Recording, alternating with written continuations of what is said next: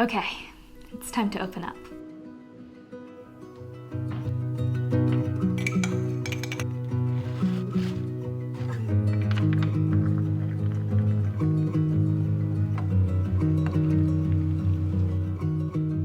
Today, we're going to be talking about my miscarriage. I want to share a little bit more about kind of what I've been through in the past month and also an update on where I'm at now. I think we should start with just why I'm choosing to share about this, because it's not easy for me. If I'm being honest, it's really difficult actually. But I think it's important. A few years ago, someone I follow online shared her miscarriage story and experience really vulnerably online. It was the first time I'd ever heard someone talk openly and honestly about miscarriage. And it made it so that as hard as going through that miscarriage was last month, I didn't feel as alone when it happened. And I felt at least a little bit more prepared for what I went through. And honestly, that was just so helpful because miscarriage can be scary and it's so hard and you really do feel so alone. And so whether miscarriage is just a really hard and terrible path that you've had to walk down, or you just want to learn how to better support your friends, your loved ones who are walking through that right now, I really want this video to be kind of a resource for you, hopefully, definitely an encouragement. So that's a bit of my heart behind this. That's why I'm sharing. But now I asked you guys what questions you had for me on, I think it was Instagram and here on YouTube. So I want to get into some of those now. The first question is a really simple but very sweet one, and that's just, how are you doing? And I'm doing a lot better now. It's been just over a month since my miscarriage, and man, those first couple of days, those first few weeks were so hard physically, but then especially just emotionally. It was tough, but I'd say especially in the past probably 2 or 3 weeks, I've just been noticing most days are just slowly getting a bit easier, a bit easier, a bit easier. I'd say this week is probably the first week where I felt at least like 80% back to normal. So there are still moments of sadness and days that are really difficult and challenging, but my just overall outlook on life, my disposition, all of that, I really am doing so much better than I was this time last month. And probably one of my favorite questions, someone asked, what is the best way to support a friend who's going through this? So sorry for your loss. That is the right question to be asking. And honestly, before going through this, I wouldn't have really known how to support and to love well someone I knew who was experiencing a miscarriage. And so a few things that I'll say have been really helpful for me and that I definitely feel like would be appreciated by a loved one who's going through this would be, number one, I received a lot of flowers. That was just a really sweet kind of symbol to me that people were thinking of us. We also had people send us money or drop off dinner, and I'd say either one of those would be such a thoughtful thing to do. It's really hard to find the motivation to do really even the smallest things right after a miscarriage. Physically, you are going through a lot, and then just emotionally, like, you're going through it. And so having people kind of take care of meals during that time, that's something that can mean so much. So whether that looks like, ordering takeout for someone or dropping off a homemade meal, that would be just one of the sweetest and kindest things that you can do. And then handwritten letters are a great one. I had friends buy me coffee or even just send me money to go out and get a coffee because they know that's something that I love. And then, one more idea. This was one of the sweetest things that I had a friend do. They sent us a little tree. You could also send a little plant, but I love the idea of just having some kind of living thing that's going to last that someone can look at, and it can just be, a reminder of, the little child that they lost. It's one of those things that's, I don't know, it's hard and it's sad, but there is something kind of beautiful about having some little bit of living thing to be able to remember the child by. So those are just a couple of ideas. I would say honestly, just, let your friends know that you care about them. Let them know that you're there for them. They might not be able to tell you in the moment. Like, you can say, let me know if there's anything you need. They're probably not going to be able to tell you what it is that they need, but just do some small things. Let them know that you're thinking about them, and I promise you that really does mean so much. Okay, then along those lines, someone else asks, what are some helpful or unhelpful things people have said to you? If a friend of mine ever experiences a miscarriage, I don't want to say the wrong thing. And again, that is the right question to be asking, and there really are some very helpful and some very unhelpful things that people have told me. I guess I want to start with the unhelpful things because I'd rather end with the helpful things. So unhelpful, don't try to minimize the person's loss. Obviously, a miscarriage is something that's really common. I think it's like 1 in 4 women will experience a miscarriage at some point in their journey to, having children, being a parent, all of that. And so because of that, yes, technically speaking, statistically, it's not uncommon, but the pain that you experience when going through that is so intense, it's so real, and it feels unique because it is unique. You've never gone through that before. Even if you're experiencing it again, it is a heartbreaking loss. And so don't try to minimize that. I had some people just say like, oh yeah, it's sad, it's so common. It's like, yeah, it's common, but like, grieve with me in this moment because it's my miscarriage. So don't try to minimize it. I wouldn't talk about like, oh, you'll have another baby in the future. It's like, yeah, hopefully that happens. And now I'm at a place where I'm like, yes, that would be great. But right in the moment, it's like, I don't want to think about some other child down the road. I'm so focused on the loss of my child now. And so I would say, don't talk about how common it is. Don't talk about future children, as helpful as that can be down the road. I think right now, just focus on mourning with those who mourn, on being there in that moment and grieving the loss of this child in this moment for this friend. I would say those are a couple of unhelpful things, which honestly, like, I want to be clear, I know a lot of those are really well-intentioned.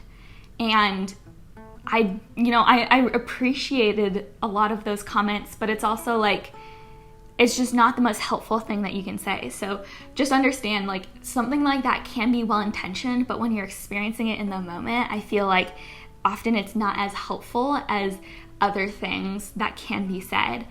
And so with that out of the way, let's talk about some helpful things, because I think there really are a lot of things that you can say to be helpful.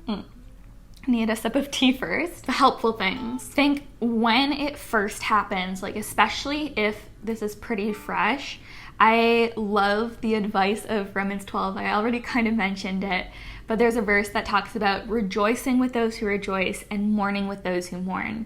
I think that if you know someone who's going through a miscarriage, the best thing that you can do for them is just mourn with them. I had a lot of friends tell me something along the lines of, my heart is just broken over this, and I am so sorry that this happened, and I'm here with you, I'm here for you.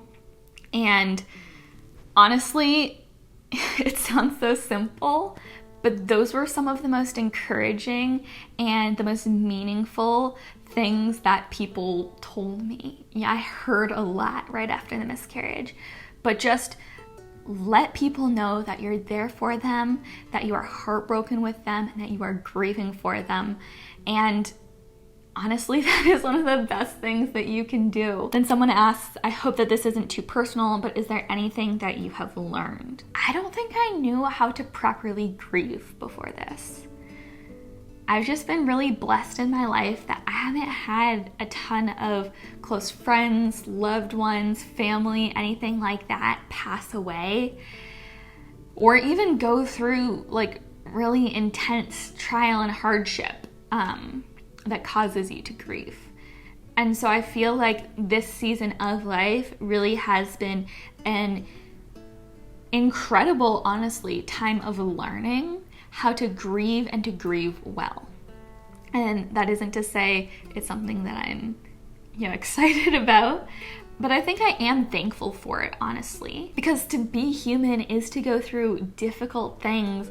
And I know that, as I get older, as friends and family age, all of that, it will become an increasingly large part of my life. And so I am trying to learn in this moment now how to grieve and how to grieve well, which isn't something that you ever want to learn, but I think that we all have to at some point. So that is something that I have been learning in this season. Then I got a few questions about miscarriage just more generally. Someone asked, how do you know when a miscarriage is happening and how long does one normally last? So I think for me, and this is true of a lot of people I've talked to, the first kind of sign for me that something wasn't right was that some of the pregnancy symptoms that I was previously experiencing, like nausea, things like that, kind of slowly started going away.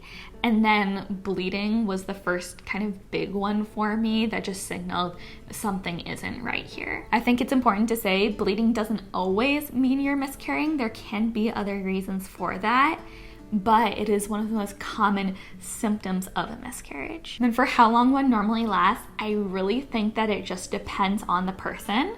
But for me, from the beginning of like the actual miscarriage bleeding till when I miscarried, it was probably just under 24 hours. And then I continued to bleed for about 2 weeks after that. And I think that that range is fairly normal, but it can vary, of course. And as I answer these, just know I'm kind of just trying to share it as it is without remembering or dwelling too much on the experience of it. That's the reality. The on-paper statistics of it, but the experience going through it, guys, it's hard. It really is. I think that ties in really well to this next question, and that's what's something that you wish everyone understood about miscarriage, but they don't? So something that I feel like people who haven't experienced a miscarriage just don't really understand is, number one, the absolute just pain emotionally that you go through in a miscarriage. And it's really hard to explain. Honestly, even in explaining it to Christopher, I really struggled. But there's something as a woman that you just experience in pregnancy of feeling your child's presence in your body without them necessarily being big enough for you to, physically actually be able to feel them kicking or anything like that. But you just feel their presence. And then when you miscarry, that sense of loss when that child leaves your body is so hard.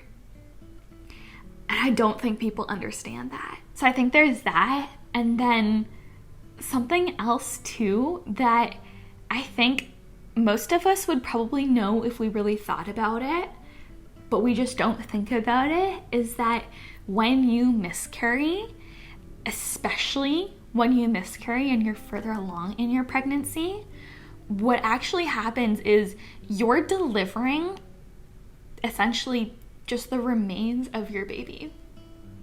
And that is really hard. And that's technically what miscarriage is your body is expelling the remains that have passed. And I feel like most of us just don't connect that. The word miscarriage is just so removed from that idea of like you're delivering a baby that's passed away. And it is a bit less extreme than that. The earlier that you are in your pregnancy, the baby's features or anything like that might not be fully developed at that point yet, but your body is still discarding that tissue, and man, that takes a toll on you.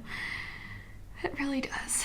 So those are probably the two things. I guess the reason I wish people understood that too is I think it would really give them just a greater appreciation for what the experience of miscarriage is really like and just how tremendous that sense of loss really is. These are such heavy questions.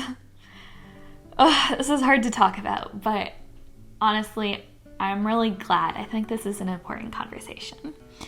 The next question, though, is, did you have any kind of burial? Yeah, we did it the day of our miscarriage. Actually, there were a lot of things the day of our miscarriage that we really just tried to kind of get out of the way so that we could have the conversations done, have the things done so we could begin to really properly grieve without feeling like there were things being put on hold. But we did a small burial, so there's some woods in the property in the back of our house, and so we just went into them, found a spot that felt right, and we buried the remains of the baby, and then we also, Christopher made a small wood cross that we just put in that location so that if we wanted to, we could go back to that site, and then also it just felt like a sweet, it felt right to do. And then we said a few words too, and I think that it was honestly something that kick-started our healing process, actually. It was very challenging to do in the moment, but I'm really, really glad that we did it. Then another question I got was, what helped you the most right after your loss? And I'd say there were a few things. One thing that really helped was I really scaled things back, both in terms of social commitments and with work, so that I could have space and time to really process and to grieve. And I'll say that really did help just so much. That made a really big difference. Then also too, I really dug into my faith a lot. I spent a lot of time reading and praying, and I'd say that was really comforting. I spent a lot of time in the Psalms. That was so good. And then spending time with, I spent a lot less time with like my outer network of friends, like my looser friends, I spent a lot less time with. But our friends that I was closest to, I spent a lot more time with, and I really sought out time with them too. So I'd say time with friends, and then just continuing to do the little things. So moving my body, spending time outside, doing the things that maybe I didn't even feel like doing in the moment, but I knew were important steps on my path to healing and to being well. And then in the same vein, someone asked, what has been the most comforting Bible verse or verses for you during this time? I'm just gonna read it for you. It's Matthew 11:28-30. It's Jesus talking, and he says, "Come to me, all who labor and are heavy laden, and I will give you rest. Take my yoke upon you and learn from me, for I am gentle and lowly in heart, and you will find rest for your souls. For my yoke is easy and my burden is light." I think just that sentence about finding rest for your soul is something that has just really resonated with me during this time. And I got a question about if my body feels physically recovered, and I just want to end with a handful of questions about kind of where I'm at now and what things are going to look like for me going forward. So physically right now, yeah, my body does feel fully physically recovered. I have started working out again, and it took me a couple of weeks, but I'm back to full strength with my workouts. It's been several weeks since I experienced any bleeding, and physically, I really do feel good. There are still moments where I'll be really tired, but honestly, that's something that I was experiencing even before the miscarriage. So I think that for the most part, physically, I am back to normal, which is kind of hard in a way because emotionally, I think I mentioned earlier, I feel like I'm about 80%. So I'm not back to normal, and there is almost like a gap between where I was before emotionally and where I'm at now, even though, I have just seen such a marked improvement in how I'm feeling over the course of the past few weeks. But it is hard when I feel good physically, but emotionally, I'm just not quite there yet. So there is kind of a tension there, but I am just really, really grateful, of course, too, that physically I am doing a lot better. And someone asked if I'm nervous about trying again after our loss. I don't think I'm nervous about trying again specifically, But I do think that if, and Lord willing, when we do get pregnant again, it's going to be really hard for me, I think, especially in that first trimester, not to just automatically assume or to go to in my head that anything that doesn't feel exactly normal, like I think in my head it's going to be really easy for me to just assume the worst. So I'm not trying to worry about that. Like, I don't want to worry about what could be in a sense, but I do anticipate that that first trimester would be really, really difficult. And talking to several friends too who've experienced miscarriages and then have gone on to have healthy pregnancies afterwards, they've definitely said the same thing. So I think it's just one of those things that I'm gonna have to just walk through and to take as it comes. Then last question, I had a whole bunch of you ask when I think I'll be ready to try again. And I guess first off, my doctor recommended waiting at least one full cycle to pass before trying again, which I'm fully on board with. But then after that point, it's really hard for me to put a length of time on when I'm going to feel ready to try again. And I think that it's hard to say. I think it's just going to be when I feel ready is when we'll start trying again. I don't know exactly how long that's going to be, but hopefully at some point in the future we'll have a little baby coming our way. But I think that that's a good note for us to end this on. But I really hope that this was encouraging to you in some way, that maybe you learned something. If you have experienced a miscarriage, let me just say from the bottom of my heart, I love you. I'm with you in this.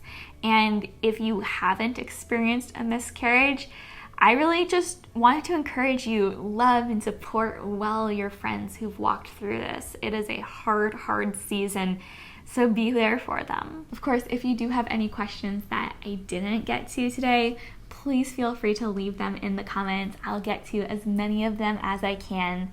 I think this is probably going to be the final video where I'm focusing mainly on my miscarriage. From here, I really do want to get into some more normal types of content. But I guess just to end this off, I want to say from the bottom of my heart, just thank you all so much for being here with me during what's been a really tough season. It has meant so, so much that you guys have just given me the time, the space, and the support as I grieve. You guys really do mean so much to me, and I truly believe that I just have the best community of people here on YouTube. We're just all friends going through both the beautiful things in life and the hard things together. So if you haven't already, be sure to give this video a like if you enjoyed it, and subscribe if you aren't already. Join our community. But I will see you all in the next video. I love you all so much. I hope you have a beautiful and wonderful day wherever you are. Bye, friends.